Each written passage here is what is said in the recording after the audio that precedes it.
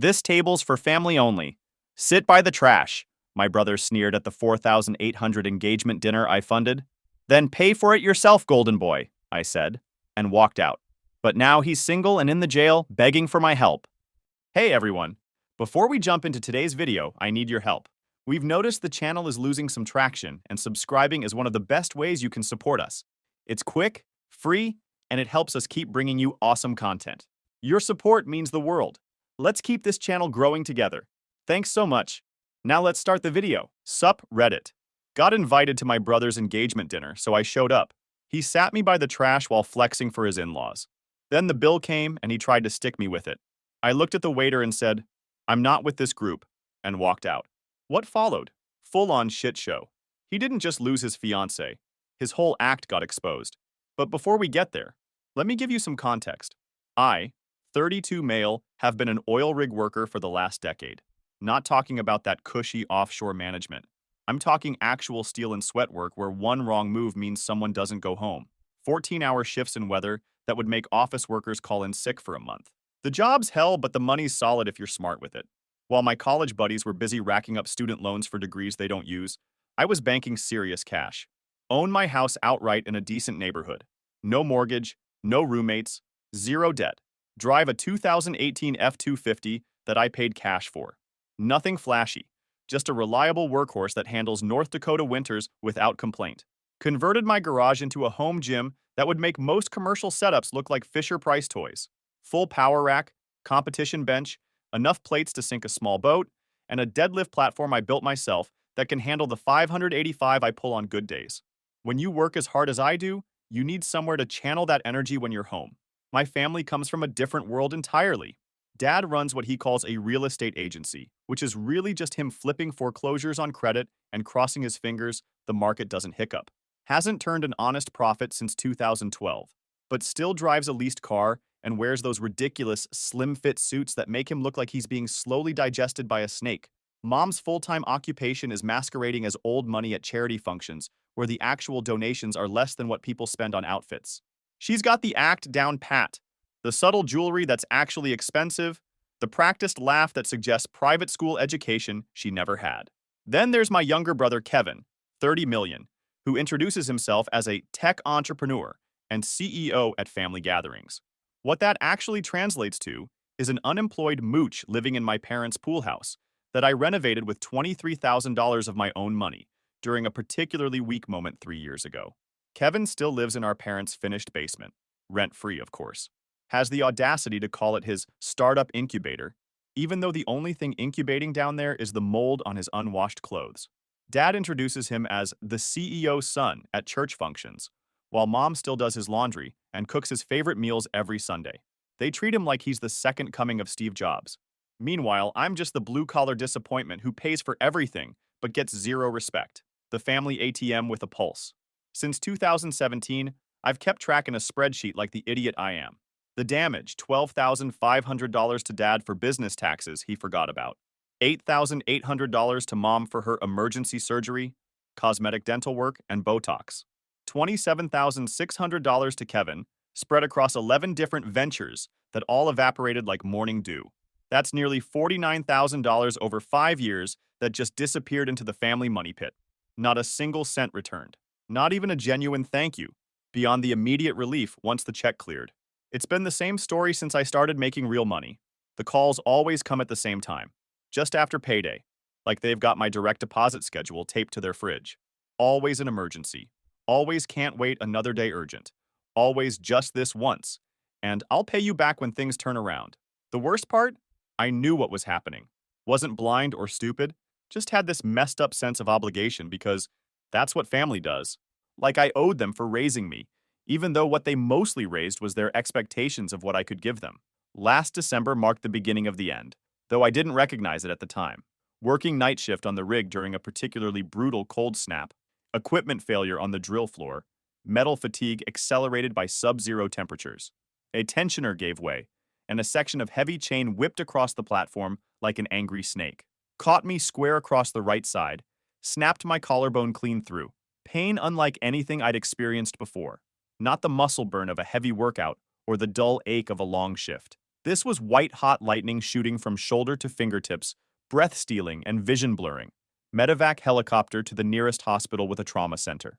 Surgery to pin the bone back together. Doctor, a no-nonsense woman with forearms like she climbed mountains on weekends. Said 6 weeks minimum recovery before even thinking about light duty. Said if I rushed it, I risked permanent nerve damage and reduced strength on my dominant side for life. Was back on site in 12 days. Not because I was healed, the surgical staples were barely out, but because my crew was short-handed during the holiday rush when demand spikes and everyone's pushing to hit year-end quotas. Plus, workers' comp only covers so much. Bills don't stop just because you're injured.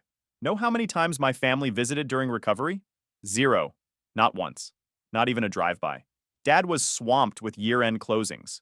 Mom had her Christmas charity circuit. Kevin was networking in Aspen on my parents' dime. The only person who showed was Megan, 28 female. ER nurse at County General who works trauma shifts that would break most people.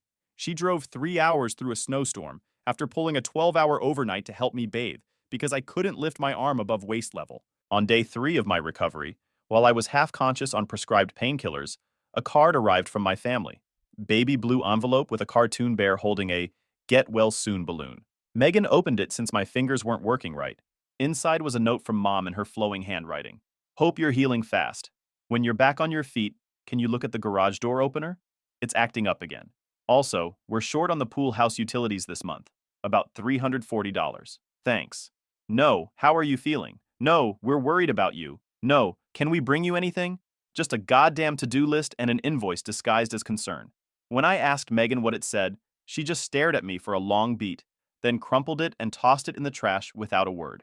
Later that night, when she thought I was asleep, I heard her on the phone with someone, voice low but intense. They don't even care that he's hurt, just what he can do for them.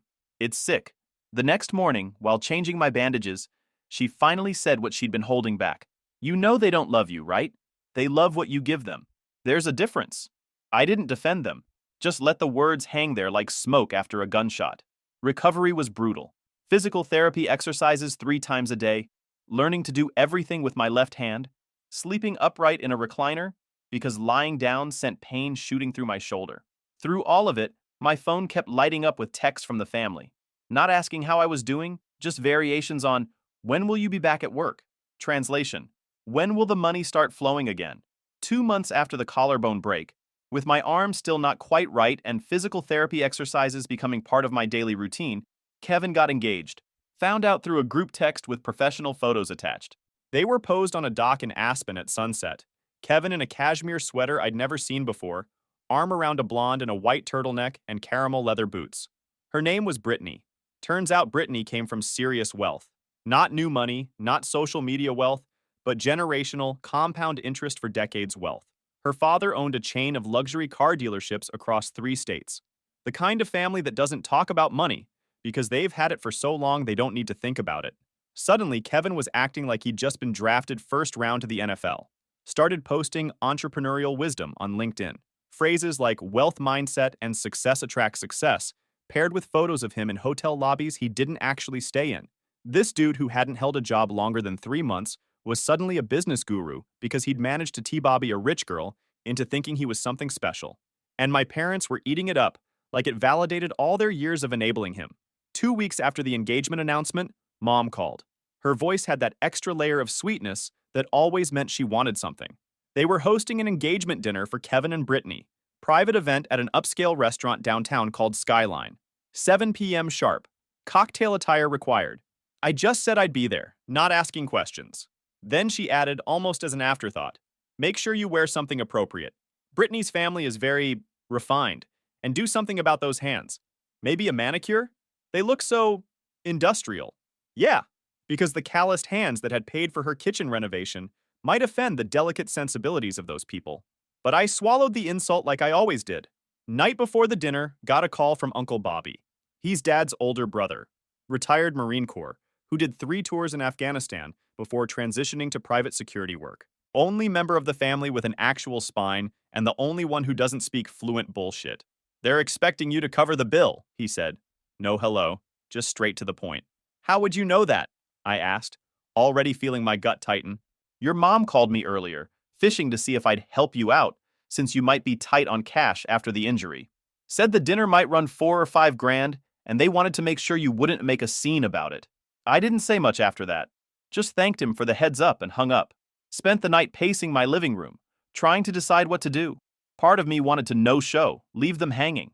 But another part needed to see just how far they'd push this. Needed confirmation that I wasn't imagining the disrespect. So I showed up at Skyline at 6:57 p.m. Valet line looked like a luxury car dealership showcase. Range Rovers, Mercedes G-Wagons, at least 2 Ferraris. Mine was the only pickup truck in line. Handed the keys to the valet like I owned the place and walked in with my shoulders back. Skyline occupied the top 2 floors of one of the tallest buildings downtown. Floor-to-ceiling windows offering a 360-degree view of the city that looked almost unreal. Main dining area featured a U-shaped table arrangement with seating for about 20.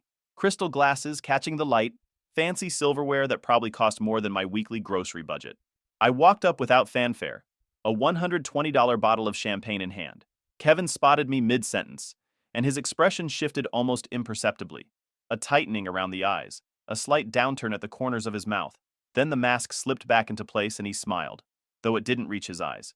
"Oh, hey, big guy. We, ran out of room at the main table." He nodded toward the far side of the room.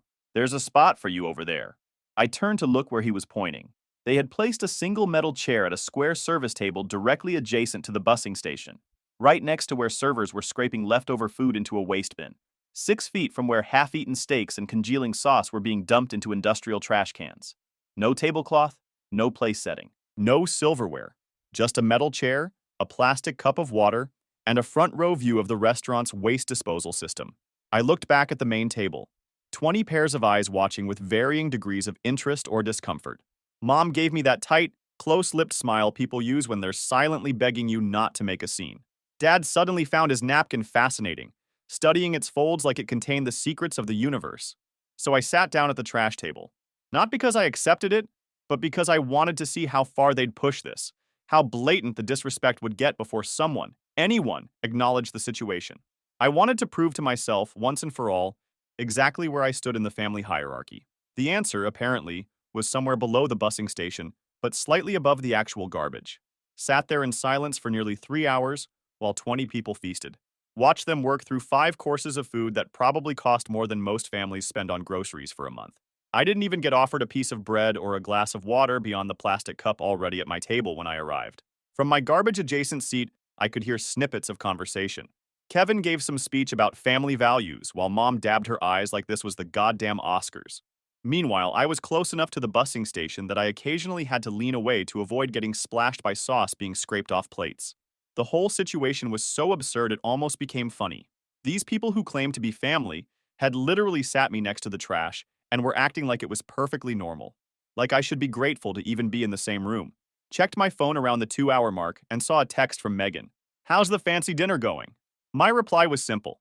"They sat me next to the freaking trash." Her response came back almost instantly. "Are you fucking kidding me? Get up. Walk out. They don't respect you. Never have." Then, a few minutes later, a message from Uncle Bobby. "How's the royal feast treating you?" I sent him a single sentence. "I'm literally sitting next to a garbage can." His reply was just 4 words. "Take pictures. Trust me." So I did. Subtle snapshots that wouldn't attract attention. One of my metal chair and bare table. One of the main table 15 feet away with its elaborate place settings and floral centerpieces.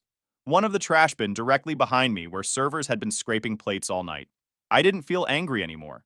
Just a strange calm, like I was watching all of this happen to someone else. Like I'd finally stepped outside the delusion and could see the situation for what it really was. It was approaching 10 p.m. when they finally finished their elaborate dessert course. I'd been sitting at the same metal chair for over 3 hours, watching, waiting, saying nothing. Hadn't been offered so much as a bread roll or glass of wine the entire time. My answer came when a waiter approached my table, looking distinctly uncomfortable. Young guy, probably working through college. He was holding a black leather folder. "Sir," he said, voice professional but tense.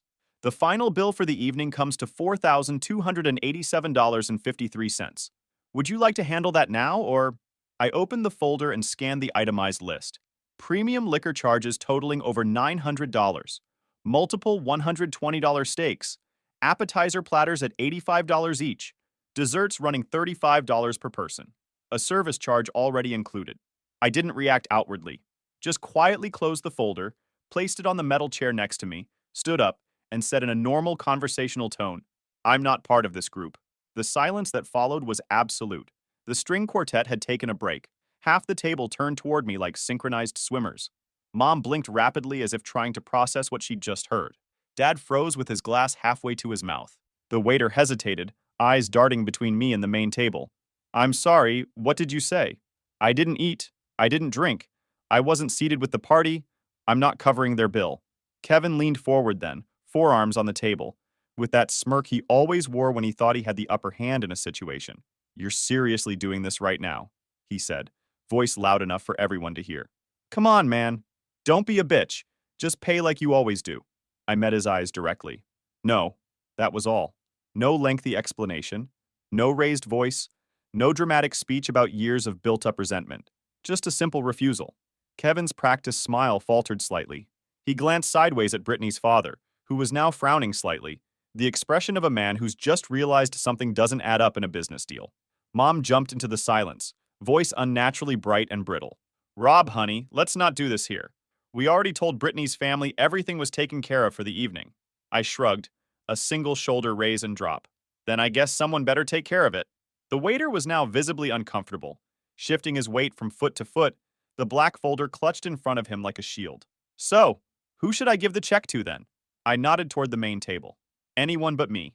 Kevin stood up then, color rising in his face, the mask of sophisticated entrepreneur slipping to reveal the entitled child beneath. "Are you seriously going to screw us over in front of her family? After everything we've done for you?" That line was so rich, it could have bought its own table. But I didn't respond, didn't engage, just picked up my coat from the back of the chair, retrieved the unopened bottle of champagne I'd brought that no one had even acknowledged, and turned toward the exit. As I walked away, I heard Kevin's voice again, louder this time, with an edge of panic creeping in. "Wow, you're really just walking out? Just like that?" I paused at the threshold, turned just enough to deliver a parting line that wasn't shouted or dramatic, just matter of fact. "Yeah, I'm done picking up the tab." I let the engagement dinner incident sit for a few days. Didn't say anything, didn't answer their increasingly frantic calls and texts. Figured silence would do more damage than anything I could possibly say. But I kept my ears open through Uncle Bobby and a few mutual acquaintances, and it didn't take long for things to start unraveling. First came a call from a number I didn't recognize about 5 days after the dinner. Almost sent it to voicemail, but something made me answer. It was Brittany, Kevin's now ex-fiancée. Her voice wasn't what I expected. No tears, no hysterics, no accusations. She sounded calm, controlled, like someone who'd already processed the emotional breakdown and moved into damage control mode. The voice of someone raised with enough money to know that emotions are secondary to protecting assets. She asked, without preamble, if I had invested $10,000 into Kevin's tech company and whether I was acting as a silent partner, as he had claimed. Said it very directly, like she was confirming a fact she already suspected was false. "No," I said simply. No elaboration, no defensiveness. She went quiet for a beat, just the sound of soft breathing on the line, then explained the situation with the same detached precision you'd expect from a corporate lawyer. Her father had put $185,000 into Kevin's supposed company based largely on the strength of Kevin's claim that I was backing the venture. He had shown them investment documents with my name, my signature, and my supposed role as operations advisor. Turns out Kevin scanned an old rental form I'd signed years ago and just pasted the signature everywhere like a startup Mad Lib. That signature, of course, was forged. So was the entire story. I didn't react with shock or outrage, just confirmed again that I had no involvement with any of Kevin's business ventures and never had never signed any documents, had never agreed to any advisory role, had never invested a dime in any official capacity. Brittany thanked me for the confirmation in a voice that had dropped 10 degrees colder, then mentioned almost casually that the engagement was off and her father's legal team would be in touch with Kevin directly. Over the next week, more calls trickled in. Finn, Kevin's college friend, who'd gone on to actually build a successful software company. $65,000 invested in Kevin's phantom business. Another guy named Sam, who'd met Kevin at some networking event. $30,000. A woman named Isabel, who'd apparently dated Kevin briefly 2 years earlier. $15,000 in what she thought was a private investment opportunity. All based on documents with my forged signature. All based on the story that I, the stable, employed brother with actual assets, was involved as a silent partner and guarantor. The realization hit like a sledgehammer. Kevin hadn't just been using me as an ATM all these years. He'd been using my reputation, my work history, my financial stability as the foundation for an elaborate house of cards. The one thing I'd built, a name as someone who paid his debts and kept his word, he'd been weaponizing against other people while treating me like garbage. This wasn't just mooching anymore. This was criminal fraud with my name attached to it. If I stayed silent, I might as well be complicit. I spent a weekend gathering evidence, had the people who'd contacted me forward all the documents Kevin had sent them, created a timeline of investments and claims, made copies of text messages and emails where he'd referenced me or my supposed involvement, built a complete picture of the fraud without ever contacting Kevin or my parents directly. Then, on Monday morning, I drove to the county sheriff's office, walked in wearing work clothes, no appointment, no lawyer, asked to speak to someone about financial fraud, was directed to a detective who looked like he'd seen every scam imaginable and was tired of all of them. I laid everything out without emotion. No family drama, no backstory about the dinner or years of being used. Just facts. My identity was used to commit financial fraud against multiple victims. Here's the evidence I've gathered. Left the folder with all the documentation and my contact information. Drove to work. Didn't tell anyone in the family what I'd done. Just waited. A week later, Kevin got served with papers. Finn had already filed charges for wire fraud and misrepresentation. Brittany's father followed once he realized there were other victims involved. The detective I'd spoken to called to let me know they were building a case and would need a formal statement. Investigators started digging and didn't have to go far. Kevin had been almost laughably lazy with his fraud, reusing the same basic investment documents for multiple victims, just changing dates and dollar amounts, but keeping my forged signature in the same exact position on each form, the same fake company address, the same bogus projections with just the numbers changed. 3 days after Kevin was served, Mom finally texted, not to ask what was happening or why Kevin was facing legal trouble, just a request for me to come over and talk it out with him. Said the situation was getting out of hand and that we needed to present a united front as a family. Her proposed solution, apparently, was for me to go with them to Brittany's father's office and explain that the whole thing was a misunderstanding that had gotten blown out of proportion. She still thought this could be managed, contained, spun into something other than what it was. She had no idea how far past that point we already were. Sunday afternoon, I pulled into my parents' driveway. Didn't call ahead. Didn't respond to the multiple messages asking me to come over and help fix the situation. Just showed up when I knew they'd all be there. The house looked the same as always. 2-story colonial, with the pretentious pillars Mom had insisted on adding during the last renovation. Dad's leased BMW in the driveway, next to Mom's white Lexus SUV. Kevin's Audi was there too, the one with the vanity plate referencing some inside joke no one actually got. Walked in without knocking. Family house, family meeting. Found them in the living room, the tension thick enough to cut with a knife.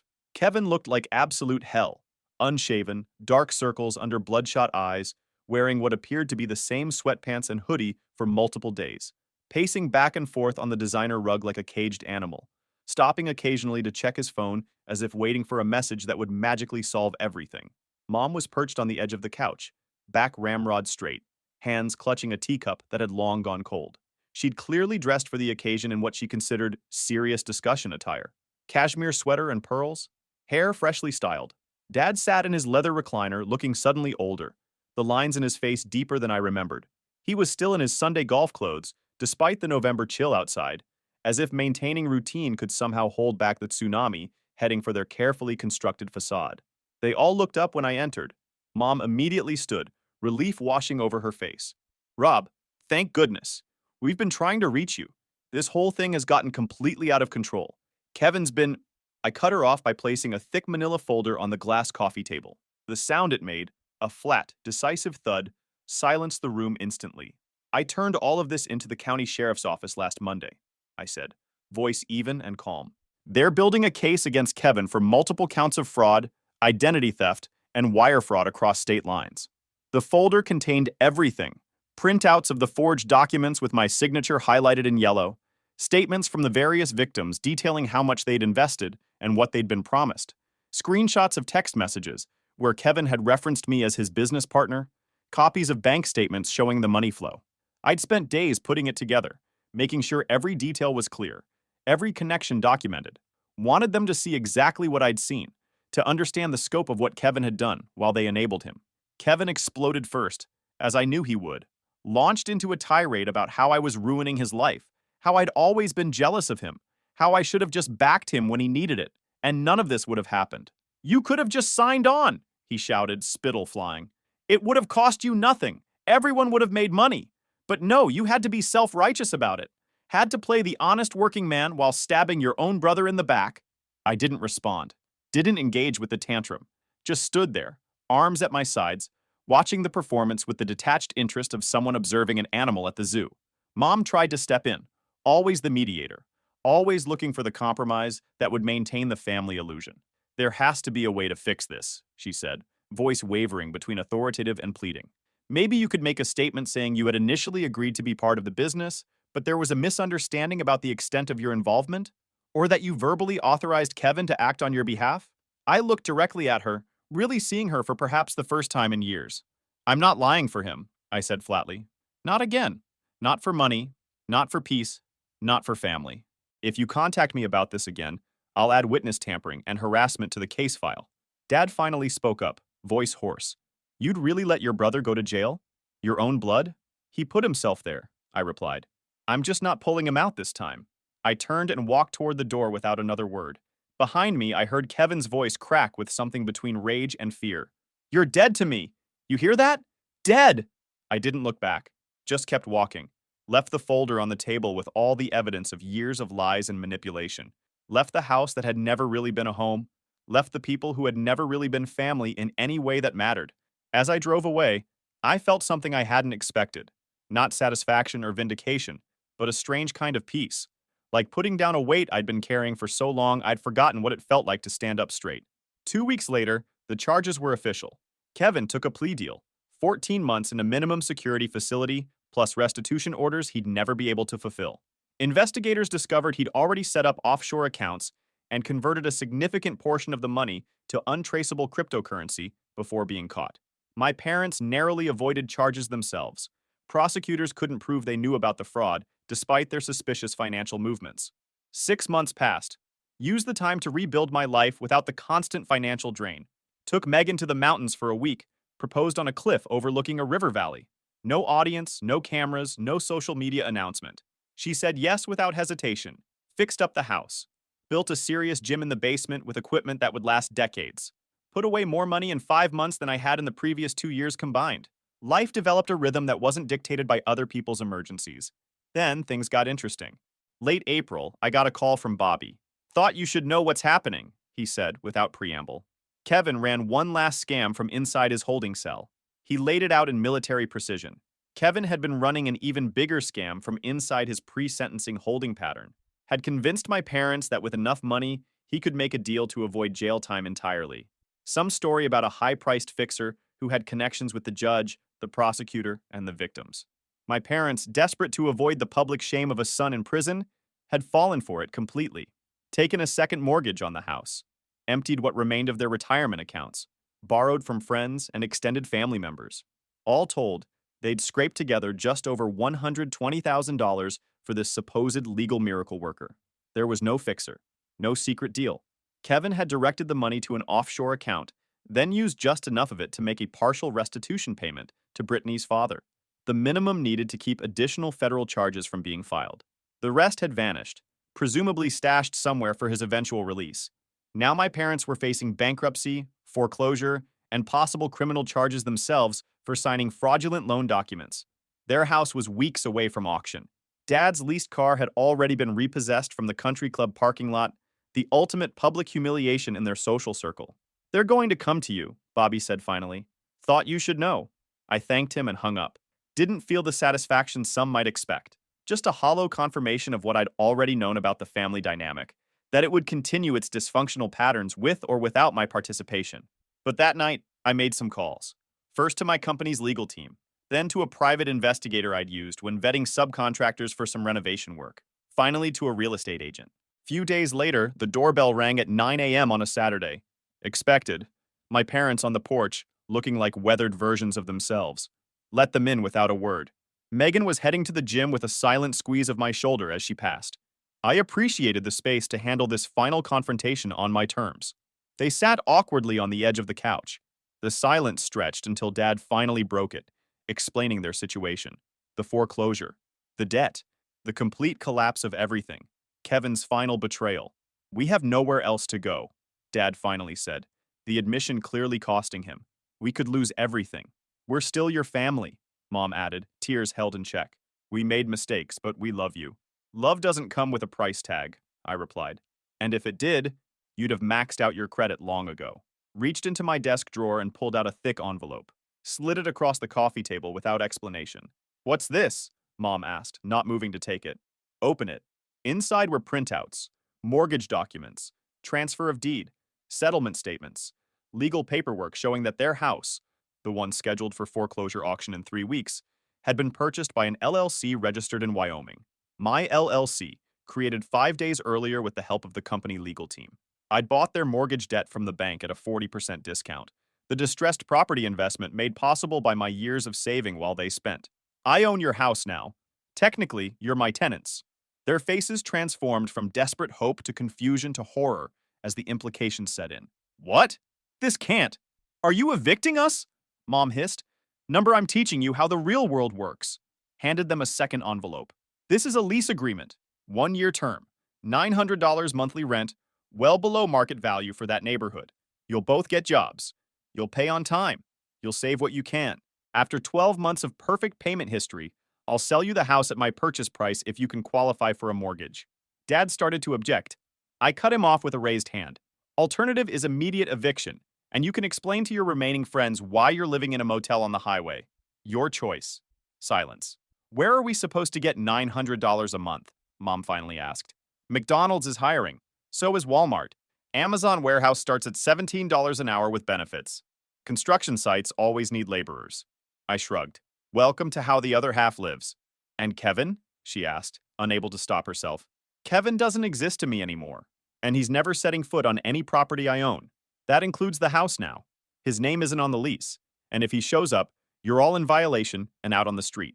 Consider it a restraining order with teeth. After some hesitation, they signed the lease on the spot. No further negotiation, no tears. Just the scratch of pen on paper and the cold reality of their new circumstances sinking in. As they were leaving, Dad paused at the threshold. Why help us at all? After everything? I'm not helping you. I'm breaking the cycle. You raised a son who can't function in reality because you never had to face it yourselves. Now you're all going to learn what life actually costs when you can't outsource the bill to someone else. They left in silence, closed the door behind them. Megan returned an hour later, gym bag over her shoulder. They gone? Yes. Think they'll make it? She asked, grabbing a protein shake from the fridge. Shrugged. Not my problem anymore. The strangest part? It didn't feel like revenge. This wasn't that. This was simply allowing natural consequences to occur while removing myself from the equation. First month after the confrontation, my parents acted like they were living in some dystopian nightmare. Mom sent texts almost daily with pictures of Dad in his new uniform at Home Depot, her at the customer service desk at Target. Messages full of barely disguised martyrdom, like I was supposed to be shocked or guilty that they were working retail at their age. Didn't respond to any of it. Just had my property management company confirm when their rent payments came in on time. No praise, no commentary, just business. By month 3, the martyr act started to fade. Dad actually mentioned liking some aspects of his job. The structure, the clear expectations, the fact that when his shift ended, he could actually leave work behind. Mom found she had a knack for customer service once she got over the initial humiliation. When their 1-year lease was up, I renewed it for another 12 months at the same rate. They'd been perfect tenants. Rent always on time, property well maintained, no drama. Dad had been promoted to department manager at Home Depot. Mom had moved from Target to a better-paying office admin role at a local business. They were building something real for perhaps the first time in their adult lives. Not glamorous, but solid. Sustainable. Based on what they could actually earn rather than what they could borrow or bluff. My door isn't locked to them anymore, but the ATM is permanently closed. Respect is earned.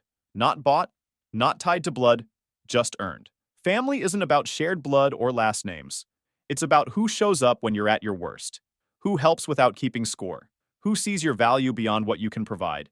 By that definition, I'd found my real family, and it had nothing to do with the people who'd raised me.